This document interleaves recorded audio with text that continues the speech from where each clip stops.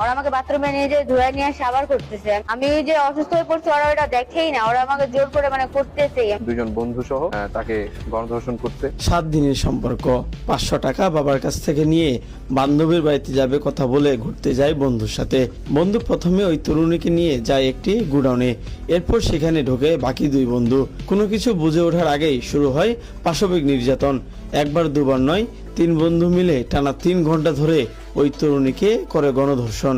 এক পর্যায়ে সরে যেতে চাইলে ওই তরুণীকে কৌশল করিয়ে আবারও নাকি করা হয় নির্যাতন। শুনতে অবাক লাগলো মর্মান্তিক এমন ঘটনা রীতিমতো তোলপাড় চলছে জেলা জুড়ে। তামিম হচ্ছে আমার ফ্রেন্ড হয়, তামিমের সাথে গেছিলাম। ও আমাকে এমনি ঘোরার নাম করে নিয়ে গেছে, যে বলছিল যে ঘুরতে যাব চল, তো আমিও গেছি।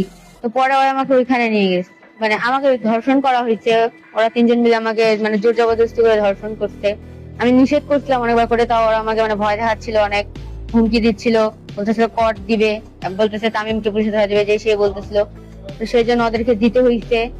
আবার ফের আমি যে অসুস্থ হয়ে পড়ছি ওরা ওটা দেখেই না, ওরা আমাকে জোর করে করতেছে। আমি যে কতবার করে নিষেধ করলাম, ওরা আমাকে বাথরুমে নিয়ে যে ধুয়ে নিয়ে আসে আবার করতেছে। আমি এটা হচ্ছে আমার উপরে মনে করেন যে 12টা থেকে 3টা পর্যন্ত চলছেই।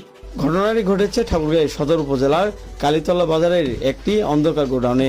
গভীর রাতে কালীতলা বাজারে টহল দিচ্ছিল পুলিশের একটি বিশেষ দল।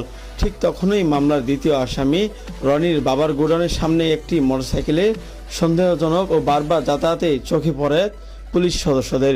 গভীর সন্দেহে পুলিশ হঠাৎই অভিযান চালাতে বেরিয়ে আসে ভেতরের এই পৈশাচিক সত্য। অন্ধকার গোডাউন থেকে মুমূর্ষু অবস্থায় উদ্ধার করা হয় ওই কিশোরীকে।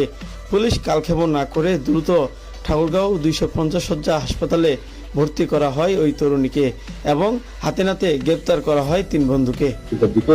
এখন যে কালীতলা বাজার সংলগ্ন মিন্টু মিয়া, আমাদের দ্বিতীয় আসামি রনি মিয়ার বাবা মিন্টু মিয়া গোডাউন ঘরে একটা মোটরসাইকেল দ্রুত বের হয়ে সারা দ্রুত প্রবেশ করে সন্দেহ হতো তাদেরকে আটক করে ভেতরে প্রবেশ করে। প্রবেশ করে দেখলে আরো 2 জন সেখানে আছে এবং পাশে একটা তথ্য রয়েছে, সেখানে একটা মেয়ে রয়েছে। তখন কি তাদের সঙ্গে কথাবার্তা বলে মেয়ে জানা যে তাকে তামিম নাম যে ছেলেটা, তার সঙ্গে তার সম্পর্ক, তাকে এখানে ঘোরার কথা বলে নিয়ে এসে করে দিয়েছে। আশা করে প্রথমে এসে তাকে যৌতুক প্রদর্শন করে, পরবর্তীতে বাকি যে 2 জন রয়েছে তারাও আমাকে জানালো। আমি তৎক্ষণাৎ আরো 3 সেখানে পাঠাই।